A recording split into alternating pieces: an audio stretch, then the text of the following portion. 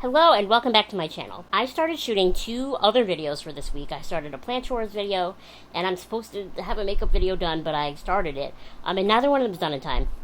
So I thought instead, if you don't mind, I would do a video where I yap about books. Because I haven't read a book cover to cover truly since I think first year of college. That was the most recent time that I read Carrie, because that is one of my favorite Stephen King books. And actually, fun aside story, they closed my high school shortly after I graduated, actually the next year. So the librarian, who was a BAMF and still is, she just let us take books. Like, she was like, listen, if the school board asks where the books went, I'm just going to say I don't know, so you can take whatever books you want. So my copy of Carrie is from my high school, which no longer exists. So that was why I read it in my first year of college, because I had just taken it. But that was the last time. And I used to love reading, and I think part of the reason I stopped reading, we've talked about it, that I'm physically lazy and I don't want to hold a book, but I also just think it's because so much of my, job took up so much of my brain space, which is not a bad thing or a good thing, it's just a neutral thing. But I just feel like I didn't have, after I would finish work, especially when I was working at the paper, I would just have to, vegetative state until I worked again the next day. And now that I have a job that's easier on a brain, I bought my Kobo, it's the Canadian Chapter's equivalent of a Kindle, and I've read 4 books, I think, in the last 3 weeks, and one of them is an audiobook. We're going to talk about that. I know, I think I said in a recent video that I decided I don't like audiobooks because they creep me out. Scratch that, throw that away, pretend I never said it. It's a lie. I think it was the audiobook specifically that I tried. I just didn't like the guy's voice. I like audiobooks. And especially because at work I sit at a computer all day by myself, and I don't talk to anybody, and I'm a natural born yapper, so I listen to audiobooks now instead. Someone suggested that I do that, and it not only makes the day go by way faster and way less painful, but it's a lot of fun. I really enjoy it. So, if you don't mind, I just kind of thought we would talk about books in this little video, because the 4 books that I've read are not little indie books. They're big books that I think a lot of people have probably read, and you can leave your comments and your thoughts in the comment section below.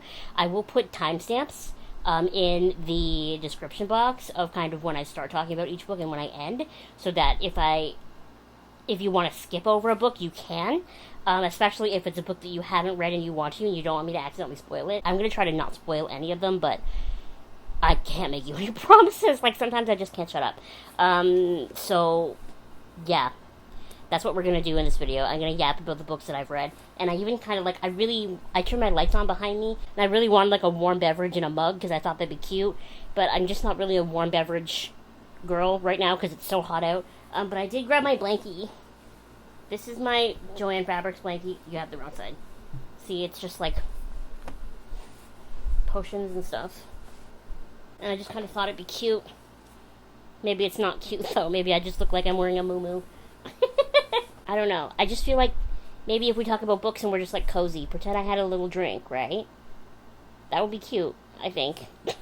Oh, and before we talk about books, I did want to let you know that I did make a Goodreads account. I'll link it in the bottom of this video in case any of you want to add me, but I probably won't link it again, because I'm just doing star reviews. I'm not actually, reviewing the books there, because I just feel like I'm better at talking about these things than writing them. Once I start writing them, it feels a little bit more like homework, and it takes kind of the fun out of it. I tried to make a letterbox once, too, and I'm just not good at it. Goodreads is easier because I haven't read as many books, but I've seen so many movies that I felt like I had to review every movie I've ever seen in my life, right? So Goodreads is more of a keeping track of what I've read, and I gave myself the goal, because I didn't realize I would go through books so fast when I started it, of 5 books in 2024, and that was 3 weeks ago, and now I've finished 4, so we're definitely going to beat 5. So yeah, if you want to add me on Goodreads, go for it. If you don't want to add me, that's also fine. Like I said, I'm just giving star reviews. You'll get more out of this video than you will off of my Goodreads. So the first book I wanted to start with is actually the one that I finished last night, and that is it called Long Live the Pumpkin Queen? Yes, Long Live the Pumpkin Queen. It is supposed to be the sequel to The Nightmare Before Christmas. Now, this is a book that I feel like I'm cheating talking about, because, like another book that we're going to talk about, I started it because I bought the physical book, and then I got halfway through it, and I never finished it. I don't know what happened, man. And then I lent it to my eldest sister, and she finished it in like a day, because she's like the world's fastest reader. And then she gave it back to me, and I still never finished it. But now I have. Here's what I'm going to say. I didn't love this book. Emily, my eldest sister, she said it reads like fan fiction, and I think that's a really good way to put it. How do I describe it? I think it's classified as a young adult novel, like a YA, but it feels to me like a book that I would have read in like middle school. It feels very surface level, very simple, very easy. And I don't know, like, I just feel like they could have done so much more with it. And so much more with the residents of Halloween Town in general, rather than just being focused on Sally. And, like, it was fine. It wasn't bad. I didn't dislike it. It just wasn't kind of what I hoped it would be. And, like, there's a couple things that kind of bother me. Like, in the beginning of the book, Jack and Sally go on their honeymoon, and Jack is just very, like, lovey-dovey with Sally. And it feels a little out of character for him to be, like, so... I'll use the word romantic, but it's borderline cheesy goofy. Like, it just doesn't feel like Jack Skellington to me. I don't know why. Like, of course he loves her, but it's a little over the top. And then... You're gonna laugh at me for this one. But, okay, I understand that fantasy and this sort of thing requires a certain level of suspension of disbelief. I get it. I'm reading a freaking Nightmare Before Christmas book, okay? Like, I understand that things don't have to make sense, but they also do have to make sense to an extent. And the story that we've been fed about Sally is that she was made in the lab by Dr. Finkelstein. That is what she believes, but then... this is a spoiler. She goes to Dreamtown, and she meets the governor and the governoress there, and they're ragdolls, and they're like, Sally, we're your biological parents. And I'm just like, stop it! How does a ragdoll give birth? I am so hung up on the idea, especially when it's so clear that, like, they're stuffed. Like, Sally talks about her stuffing all the time, and the leaves, and like, later in the book, she's talking about, like, the cotton, and she doesn't have organs. I really am caught up on this idea of how does a ragdoll give birth? How does Sally have biological parents? Her being made in a lab by Dr. Finkelstein makes more sense to me. And, I don't know, I was thinking about this, and I was like, maybe they could have pulled off, like, the stork dropped her off or something, but they didn't. Like, they didn't give us any explanation, just like, Sally, we're your biological parents. And I was like, no, what? This ragdoll was in labor? I just don't, like, that really, from then on, her parents are, like, a big part of the book. And it felt goofy. I'm sorry. It felt goofy. I gave it 3 stars on Goodreads because I feel like 2 stars insinuates that it's bad. And it wasn't bad. It was fine. I don't know what else to say. It's fine. Another thing is, like, it was pretty much just Sally for the whole book. And I'm so enamored by the other residents of Halloween Town. You know, the swamp thing, the fat baby. I think his name is Corpse Kid, but he'll always be the fat baby to me. The vampires, the mayor, there's, like, none in it. But Sally's parents are, that biologically gave birth to her. And within, like, a day of meeting her, they're locking her in a room. Parents of the year. And, the other part that made me laugh, Dr. Finkelstein learned about dream sand, right? People are familiar with the idea of dream sand. It, like, puts you to sleep, right? He learned about dream sand, so he went to Dreamtown to steal some to study its biological makeup, okay? And then he saw Sally, and he was just like, a baby? Yoink! Who goes to a town to steal some dream sand and decides to take a child. It felt a little goofy. There were just a couple of times where I was like, yeah. If you want to read it, is what I'm going to say. If you're iffy on it, I don't know. Pass it up. I don't know. The next book I want to talk about is one that I feel like I've mentioned on my channel a million times, but this might be the last time that I mention it, because I actually have finished it now, and it's called The Ex Hex. It's by Aaron Sterling, And this one shouldn't have taken me as long to read as it did, because I actually quite enjoyed reading it. It's very cute.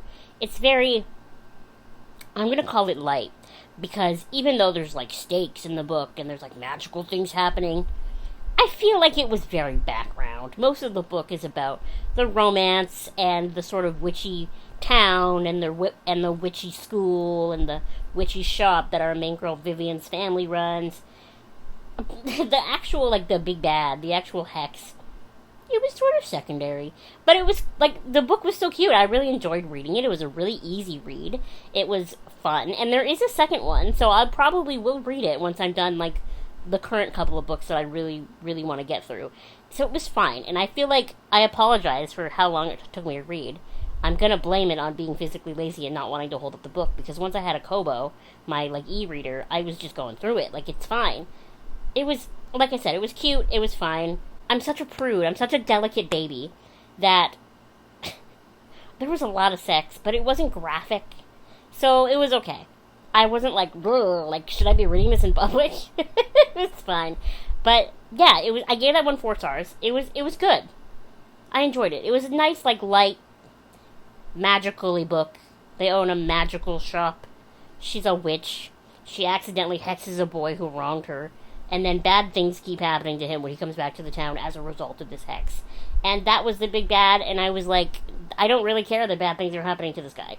Sorry. But it was cute. I recommend it if you just want, like, a light, easy read. It was fine. The next book that I wanted to talk about is Where the Crawdads Sing, which is what started this e-reader thing. My friend had it on her e-reader. She let me borrow it. I started reading it, decided I wanted my own, and that was kind of the first book that I've read start to finish now, because the other ones I started years ago, right?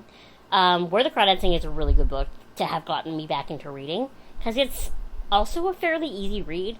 I mean, sometimes they, like, write in the accent that people speak in, and because I'm really not familiar with that sort of, like, I'm going to call it Southern, but I don't know the layout of the states very well.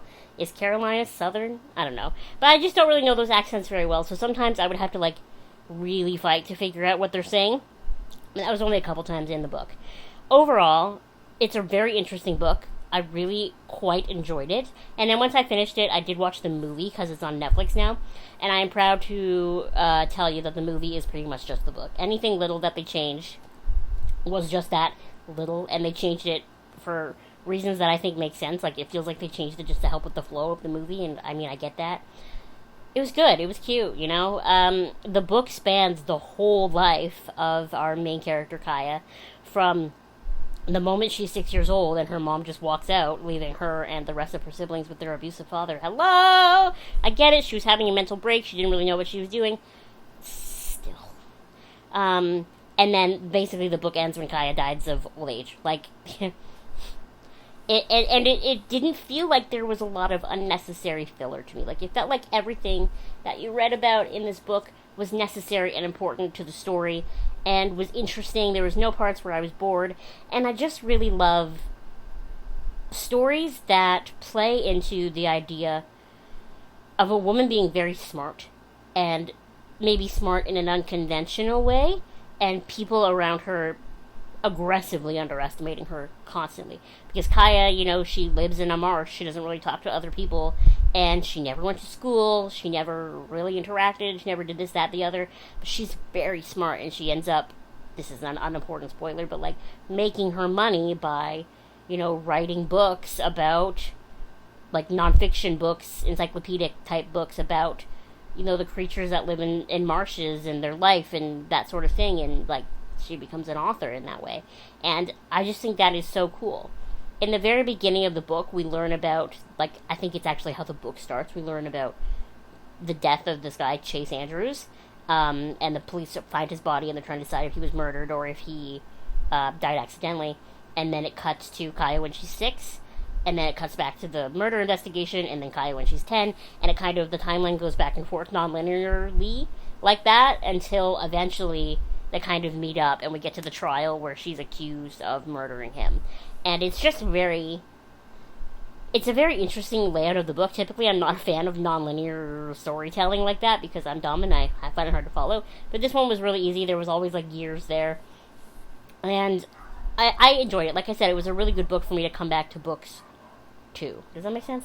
So, here's something you need to know about me. I like to think I'm, like, maybe a little bit mysterious. There are maybe people who have met me in real life but don't really know me very well, and they, like, would be surprised by some things. I like to think that. That is not the case. I went into my favorite plant store the other day, and I'm very friendly with the owners. They're, husband and wife. They're great. I literally love it there. I go there, like, every day.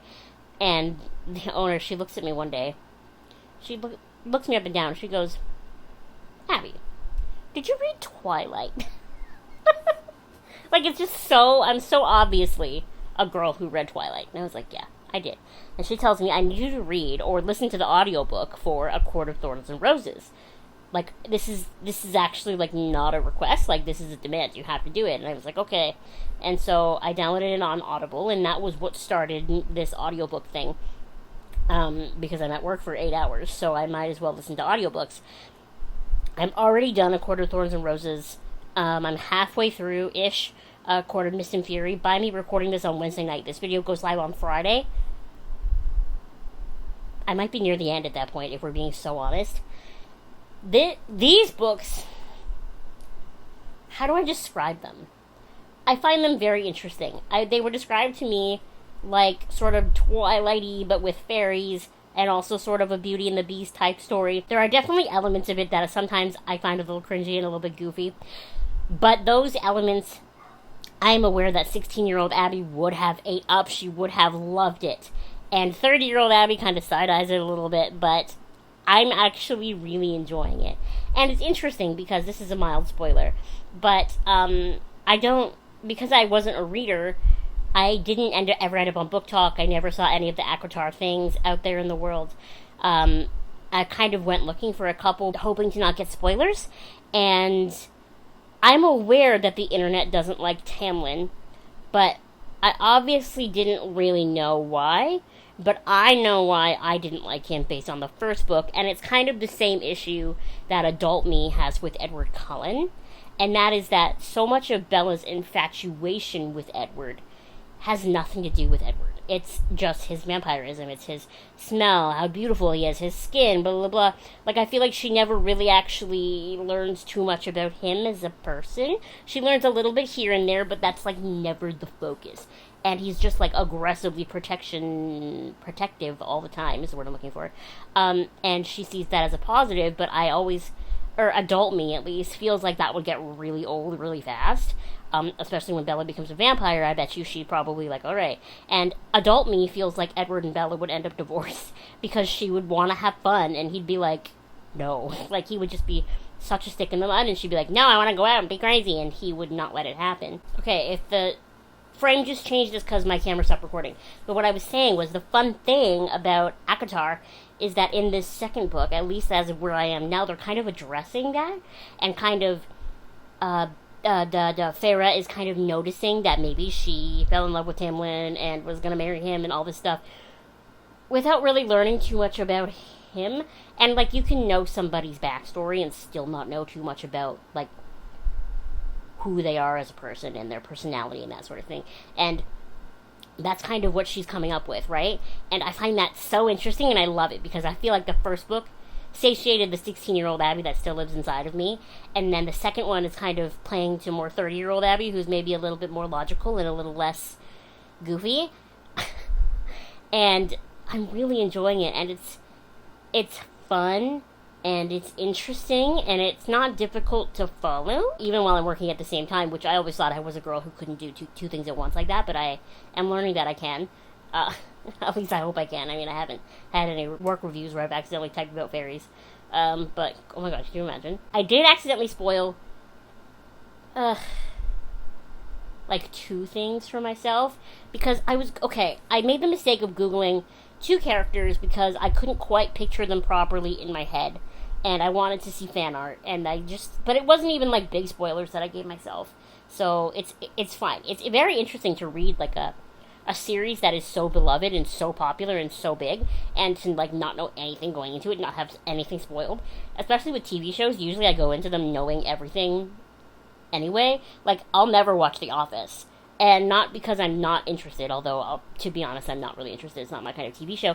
But I'll never watch The Office because I've seen all the jokes on the internet already. Like, I'm just going to be waiting for them. But this is so interesting because I actually don't know what's going to happen, bit to bit. And sometimes there's a cat hair here, I'm so sorry. Sometimes there's sections where I'm actually kind of shook by what's happened, and sections where I get frustrated, especially in the first book. Feyre, she's 19, so it's like she thinks she's a grown-up, but she's not in that way that sort of late-stage teenager is. Looking at my analytics, most of you are women around my age, so I think you understand that the way a 19-year-old is I'm a grown-up, and it's no, you ain't.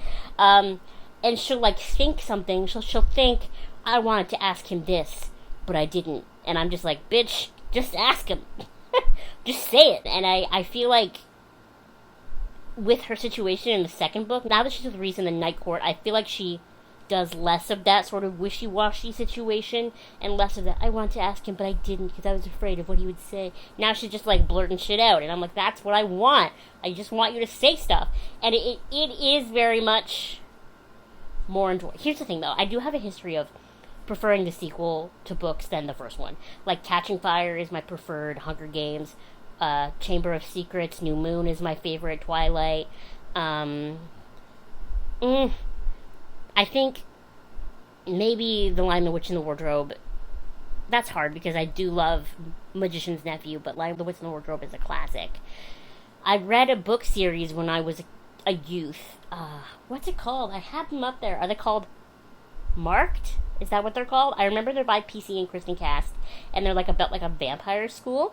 And I remember I really enjoyed them, and the second book in that one was my favorite as well. Although I never finished the series because I think there's 20 books, and I think I read up to 8. And at that point, I just kind of it's too long. Sometimes you gotta know when to quit. And I think the Sisterhood of the Traveling Pants, the second one, was my favorite there too. And then I went to read A Court of Mist and Fury, and my sister, who has read all of them except for the last one, I think, told me that the second one was her favorite. And I was alright, I'm in. So I knew going into this one that I would enjoy it. But the first one is really good too. The first one has a lot of important building that you need. She couldn't have written the second book without all of the sort of character building for Feyre that she did in the first book. So as much as I'm enjoying the second book, I understand how important the first book is. I am truly not shutting up at this point. But yeah, so I'm counting. Do you count audiobooks? This is a genuine question. If you listened to a whole audiobook, do you say, I read that book? Is that the right verbiage? Or do you say, I listened to that book? How do you... Is specification necessary? Is clarification necessary? Does it matter? I don't see why it would, but I don't know what the etiquette is. So let me know in the comment section below, when, because I know a lot of you really like audiobooks, and you were confused why I didn't. Now I know that I just didn't like that one, and maybe I just can't listen to audiobooks narrated by men. But, do you read an audiobook? How do you specify? Or do you not bother? Do you just say, I read that book, it was great?